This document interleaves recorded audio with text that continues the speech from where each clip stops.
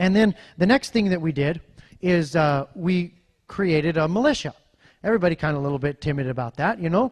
But you know what? One thing that we went over and I know I'm going over. I'm going to wrap up real quick.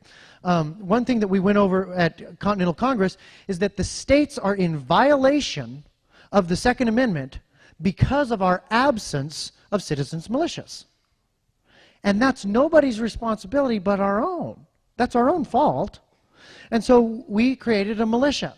And there are 3,500 armed, well-trained men under my command in Fairbanks right now. And they are...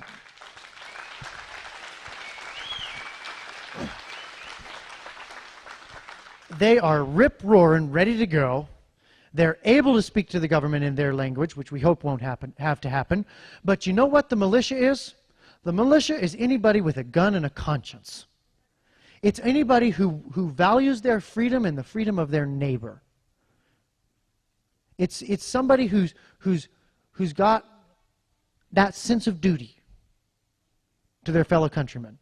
It's beautiful and it's right and it's good. And we ought not to hide from it. We ought not to let the media scare us out of that. You know, all the founding fathers said that was the only place that was safe for military force. Because every man who's in the militia is restrained by his own conscience. You know, it's a little harder to do that in a conscripted army where when you say march, they go or they throw you in the brig.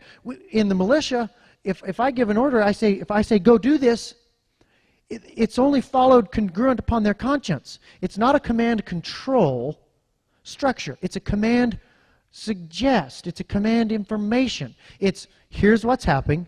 Here's what we're going to do. Here's why this compels our conscience to do this. If your conscience compels you, follow this order. You know? That's what that is. If your conscience compels you to do what's right here and to defend your neighbor or whatever, then do that. You know? It's like having 3,500 checks and balances on the commander.